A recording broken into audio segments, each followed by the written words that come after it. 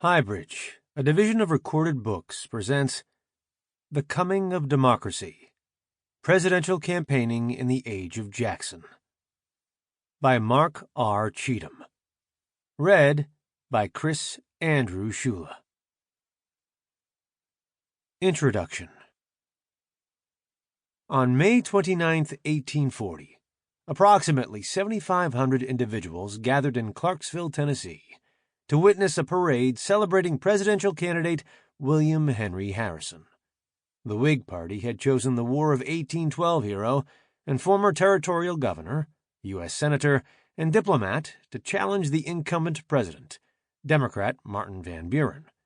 The Clarksville audience watched as 250 Harrison supporters disembarked from the steamboat Gallatin and began marching from the dock to the square, then onto the area prepared for the festivities. As bands played, parade members carried banners announcing their devotion to the Whig cause. One banner proclaimed, "Harrison and Tyler, Vox Populi, Vox Dei." This Latin phrase, translated, "The voice of the people is the voice of God," indicated their belief that the people's choice of Harrison and his running mate, Virginian John Tyler, reflected providential will. Floats were also part of the parade, and one proved especially memorable.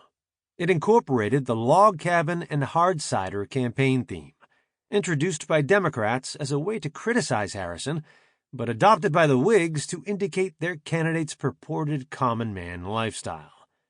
The float consisted of a log cabin with several coonskins nailed about the door, and a live coon playing upon the bark roof.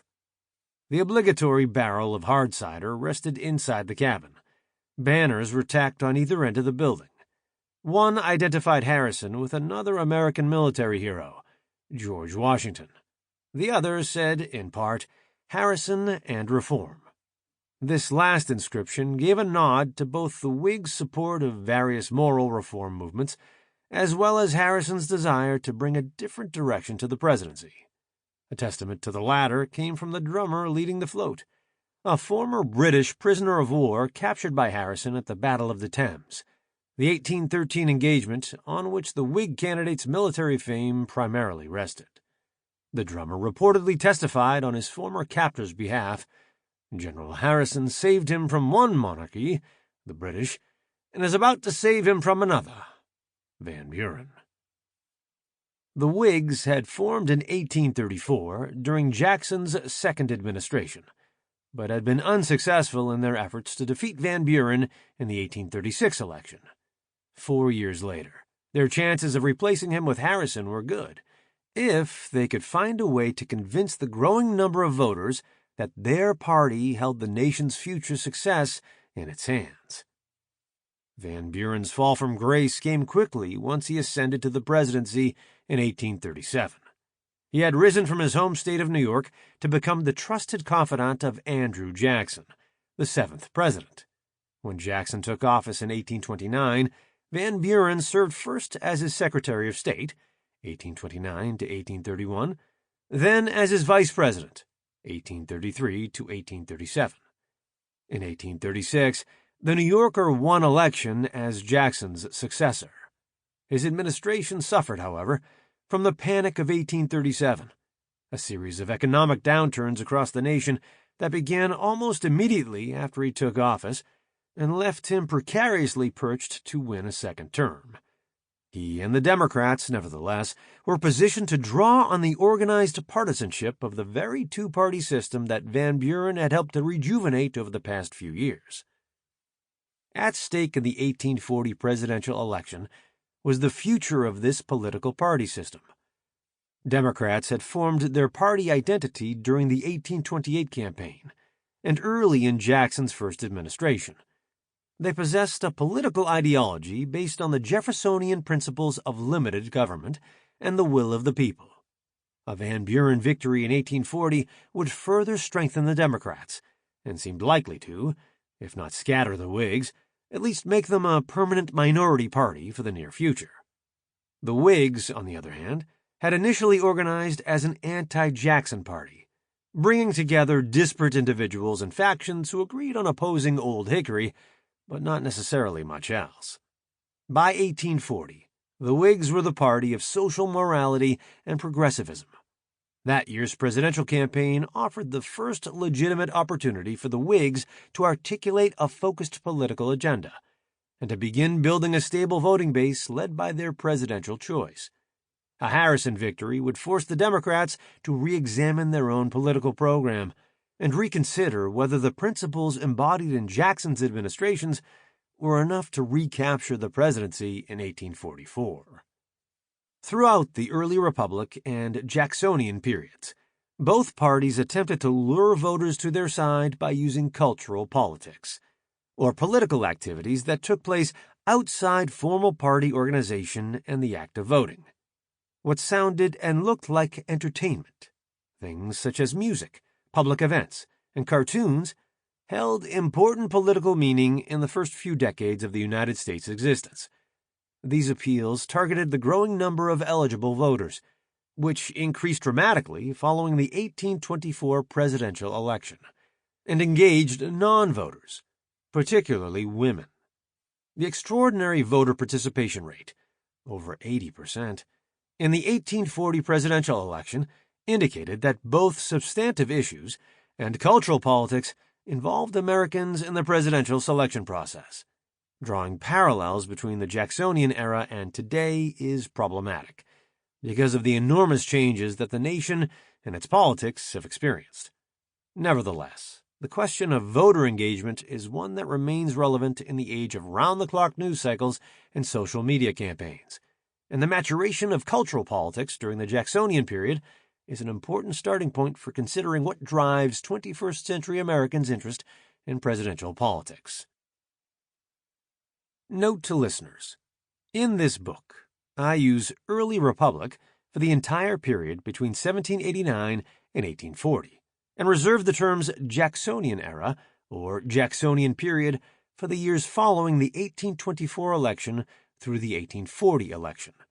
I have also retained the original spelling, punctuation, and other idiosyncrasies of the period's writing, in some cases using bracketed editorial insertions when necessary, to help listeners understand a quotation or when the insertions were included in the original. Chapter 1. Competing Blueprints for Democracy. The 1840 presidential campaign drew on the long-standing American political culture that employed both formal and informal practices. Formal politics, such as political partisanship, elections, and voting, became more democratic during the early Republic and Jacksonian periods, clearly affecting the execution and outcome of the 1840 campaign. At the same time, cultural politics played a significant role in generating interest in the contest. Even before the inception of the United States, cultural politics provided Americans unable to exert power through formal means the opportunity to participate in the political sphere. The growing intersection of formal and cultural politics during the decades of the early Republic contributed to growing voter engagement in presidential contests and culminated in the log cabin and hard cider campaign of 1840. Formal politics in the early Republic. The outline of formal politics in the early United States looks familiar to us today.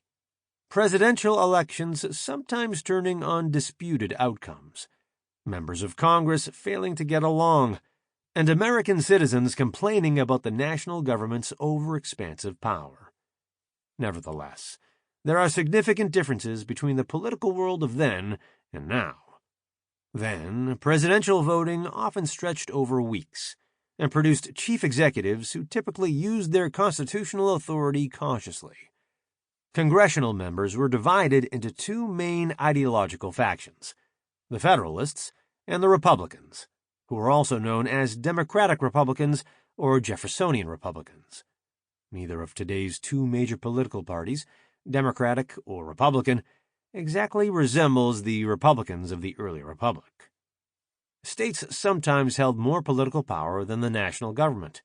For example, state legislatures, not voters, selected U.S. senators. In many instances, those same legislatures also apportioned electoral votes without popular elections.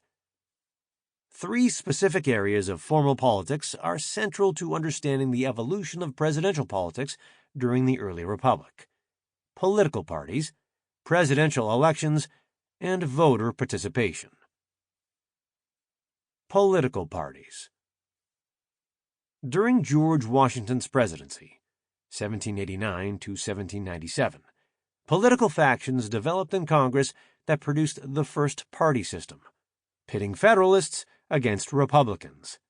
Led by Alexander Hamilton and John Adams, Federalists wanted a stronger central government, a vigorous national economy based on industry and urbanization, and a loose or flexible interpretation of the Constitution. Thomas Jefferson and James Madison headed the Republican opposition. They advocated a more limited national government, an economy and a society grounded in the rural agricultural perspective, and a strict or limited interpretation of the Constitution. In addition to these ideological differences, the two factions generally found support in different geographic regions: the Federalists in New England, and the Republicans in the Old South and the emerging West. The Mid-Atlantic states proved to be the most contested partisan ground. During the first 8 years of the nation's existence, Federalists and Republicans fought political battles over several issues, including the national government's role in the economy, the French Revolution that was engulfing Europe in warfare, and the United States' relationship with foreign powers, specifically Great Britain and Spain, that held territory on the North American continent.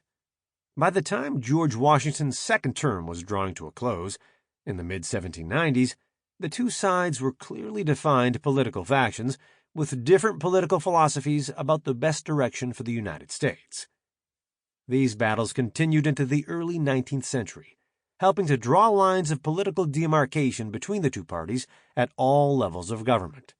Republicans gained the ascendancy in the 1800 presidential and congressional elections, which propelled them into national power for the next 2 decades. Although the minority National Party, Federalists remained competitive at all levels of government, and, at the local and state levels, even existed as the majority party in some areas. Following the War of 1812, Federalists began to decline at the national level, due in part to their public denouncement of President James Madison and congressional Republican support of the war against Great Britain. The Federalists ran their last presidential candidate in 1816, but they persisted as a significant political power in some states well into the 1820s. Prior to the 1824 election, then, two parties, the Federalists and the Republicans, existed, but they lacked the coherent national organization and internal discipline that would emerge during the Jacksonian-era presidential elections. Following the 1824 election, the Federalists continued to fade, and the Republicans split into rival factions that offered competing blueprints for democracy. Presidential elections. Selecting presidential candidates in the early republic was very different from the process used today. George Washington ran unopposed in the first 2 elections, but his decision not to run for a third term highlighted the need for a process to identify presidential candidates. What developed was the Congressional Caucus nomination. Unlike today, with a caucus/primary system that allows voters to determine presidential nominations, the Congressional Caucus system limited the decision to the U.S. representatives and senators of the respective parties, who met and chose their preferred nominees. The Congressional Caucus may have been used in 1796, but the first conclusive evidence of its existence appeared 4 years later. In May 1800, Federalist congressmen convened and decided to support President John Adams and South Carolina's Charles C. Pinckney without giving one a preference to the other. Republicans met that same month and unanimously agreed to support Aaron Burr for vice president, with Thomas Jefferson the presumptive presidential candidate. Over the next few elections, caucus nominations continued. By 1820, with the Federalist Party significantly weakened, this system appeared to be on its way out. About an attempted caucus meeting to select a vice presidential nominee to run with incumbent President James Monroe, One Republican noted, only 46 members out of 230 attended the caucus. The meeting resolved that it was inexpedient to make any nomination, and then adjourned. Once presidential candidates were chosen, voter involvement in electing them varied. The Constitution gave state legislatures latitude in determining the assignment of electoral votes. In some cases, state legislatures cast votes without any voter input. In other cases, popular votes determined which candidate received a state's electoral votes. The timing of election dates also affected voter participation in the process. In 1792, Congress designated that elections should be held within 34 days preceding the first Wednesday in December of the election year. Not until 1845 would the first Tuesday following the first Monday in November become the standardized presidential election day with which Americans today are familiar. This variance in election dates allowed some states to vote earlier than others. The results of these earlier states usually appeared in newspapers before the final polling day, undoubtedly influencing the decisions of individuals living in states with later voting dates. Voter participation. One measure of formal political engagement during the early republic was the voter participation rate, which was largely influenced by eligibility requirements. In 1790, the year of the first census, 10 of the original 13 states required voters to own property in order to cast their ballots. That number totaled 9 in 1820, with the 10 new states that had entered the Union after 1790 generally not introducing a property-owning requirement for suffrage. Conversely, between 1790 and 1820, states began adding racial exclusions to restrict voting access to African Americans. In the first census, only 3 states, Georgia, South Carolina, and Virginia, limited voting to whites. 30 years later, 14 of the 23 states specifically disallowed African American suffrage. Women were disenfranchised to an even greater extent. New Jersey was the only state in the early republic to allow women to vote. Its property-owning women held that right from 1776 until the legislature took it away in 1807. For these reasons, voter participation in presidential elections was limited. In 1796, the first competitive presidential election took place between John Adams and Thomas Jefferson. The existing popular vote totals cast in that election numbered approximately 47,000.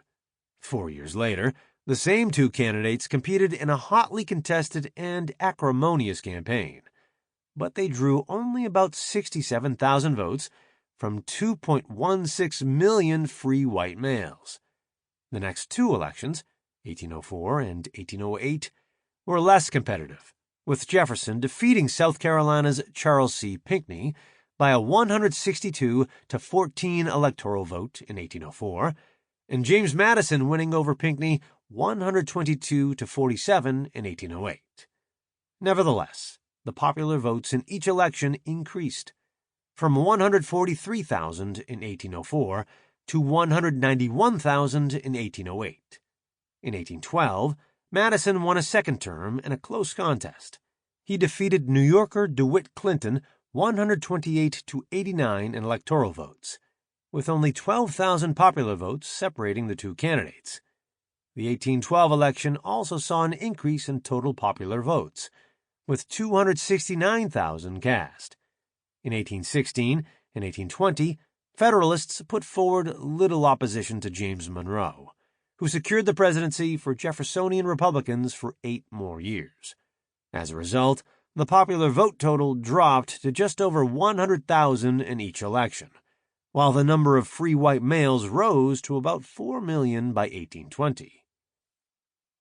While these data are incomplete, they reveal 3 features of early republic elections. First, American citizens did not look at presidents as the answer to the nation's problems in the same way that they do today. Therefore, choosing a chief executive was not necessarily regarded as a political priority. Second, the number of eligible voters who participated in presidential elections was low throughout the first 3 decades of the early republic. This anemic voter participation rate proceeded in part from suffrage restrictions, but also from the lack of strong political parties coordinating national campaigns. Third, cultural politics at the national level did not necessarily produce larger voter turnouts during these elections. For example, the 1800 campaign was one of the dirtiest presidential contests in U.S. political history. Yet it failed to elicit much enthusiasm at the polls. Subsequent elections also generated little organized turnout. As Thomas Jefferson noted to Albert Gallatin in 1817, "I have been charmed to see that a presidential election now produces scarcely any agitation. On Mr. Madison's election, there was little. On Monroe's, all but none." Despite the low participation rates in presidential elections, early Republic voters undeniably were politically engaged at the local and state levels. Prior to 1800, voter participation rates in most states ranged between 30 and 50% of adult white males. Voter engagement began to increase in the late 1790s as transatlantic issues, particularly the British-French rivalry, began directly influencing U.S. domestic politics and driving increasing partisanship at all levels of government. This shift continued in the early 19th century.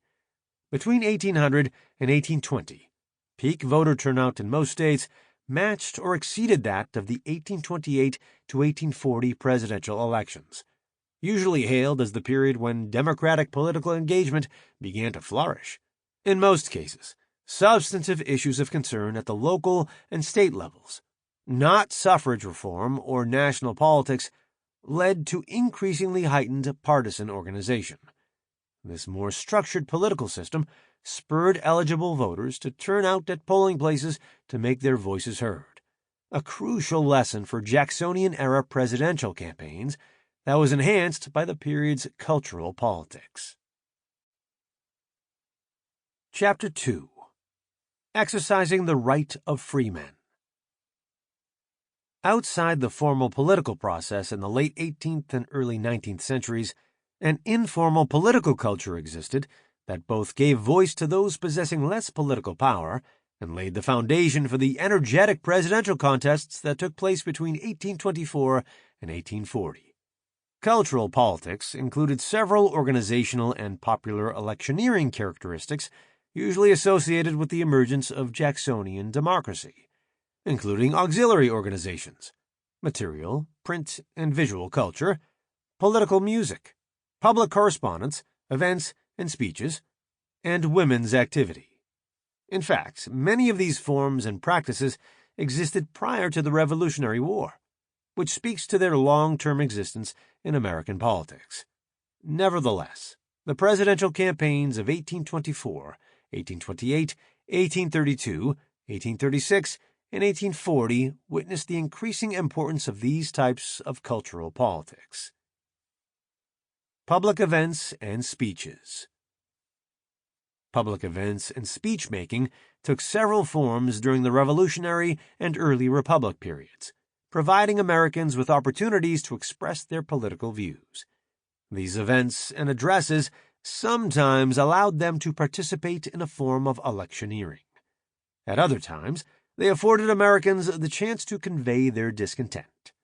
Nevertheless, by bringing citizens directly into contact with political figures and ideas, public events and speeches increased their interest and investment in the nation's political culture. During the late 17th and early 18th centuries, public events, usually centered on food and drink, made it possible for candidates and voters to make and hear political statements. Picnics and barbecues provided one such opportunity. For example, an 1803 barbecue in Maryland was advertised as one for Republican citizens, who joined together to eat and drink in honor of the Jeffersonians and to condemn treason and apostasy, Benedict Arnold and John Adams. These gatherings could also unite political opponents, as one 1812 barbecue in Charlestown, Virginia did. The greatest harmony prevailed at this event which witnessed toasts made in support of the military effort against Britain and an honorable and speedy termination of the war, as well as the hope that Republican and Federalists always meet in friendship. Their interests are the same. Elite men also used the promise of smoked meat and strong drink to attract men of a lower rank to these gatherings, hoping to solidify their loyalty for upcoming elections, and alcohol and gambling often accompanied visits to polling places on Election Day. While local politicians might be able to participate in these public events, presidential candidates in the early republic were supposed to remain mute tribunes, unlike today, when they are expected to be public and accessible to voters. Once elected, however, presidents saw the benefit of making public appearances, or even undertaking tours, to engender support for their agendas and parties. For example, George Washington made 2 tours, one in New England in 1789, the other in the South in 1791, that elicited significant enthusiasm among those who participated. In Alexandria, Virginia, one newspaper recounted the happiness of the company at the president's attendance at the town's 4th of July celebration. Washington's extraordinary talents and virtues had contributed to the attainment of that blessing which they were now assembled to commemorate. Him, therefore, they could not but contemplate, in some sort, as the father of the feast. Almost 25 years later, during the era of good feelings, President James Monroe undertook his own tour of New England in the summer of 1817 to establish a climate of nonpartisanship. Federalists in the region coordinated a series of public ceremonies and events to work out the stain of the Hartford Convention and their other rebellions, according to Federalist Senator Jeremiah Mason of New Hampshire. While in Massachusetts, Monroe met with former President John Adams and other Federalists, as well as many Republicans. The 4th of July coincided with Monroe's visit, offering a chance for the president to emphasize partisan unity. In one address, he confidently proclaimed, "Believing that there is not a section of our Union, nor a citizen, who is not interested in the success of our government, I indulge a strong hope that they will all unite in the future in the measures necessary to secure it." House Speaker Henry Clay was skeptical about Monroe's bipartisan gestures. If indeed they, Federalists, are real converts to the true faith, and their conversion is attributable to the tour of Mr. Monroe, he merits the honors of a political saint. One of the main functions of public celebrations was to make political statements, which could be incorporated in long speeches or short toasts. In 1778, David Ramsay spoke at length about his belief in the United States' providential political course. "Our sun of political happiness is already risen, and hath lifted his head over the mountain, illuminating our hemisphere with liberty, light, and polished life. Our independence will redeem 1/4 of the globe from tyranny and oppression, and consecrate it the chosen seat of truth, justice, freedom, learning, and religion." Following the writing of the Constitution, its opponents used toasts to express their disapproval. Pennsylvanians celebrated the 4th of July in 1788 by pronouncing, "May America remain forever free from tyranny, anarchy, and consolidation," while in Rhode Island they proclaimed, "May the sons of freedom in America never submit to a despotic government." A French observer noted that Americans derive as much satisfaction from making toasts as a Frenchman would in recounting the number of his love intrigues. Public correspondence. Public correspondence between citizens and presidents represented another way in which political expressions occurred outside the constraints of organized campaigning. Some individuals or groups wrote addresses, letters, or petitions to presidents or presidential candidates asking for specific statements on political issues. These politicians often took time to respond, understanding that both the original inquiry and the response might be published, usually in newspapers and sometimes in pamphlets. Presidents also occasionally used public correspondence to reinforce a message that they wanted to convey to the official recipients. as well as anyone else who read it. During Washington's presidential tours in the early 1790s, he often received. Sample complete. Ready to continue?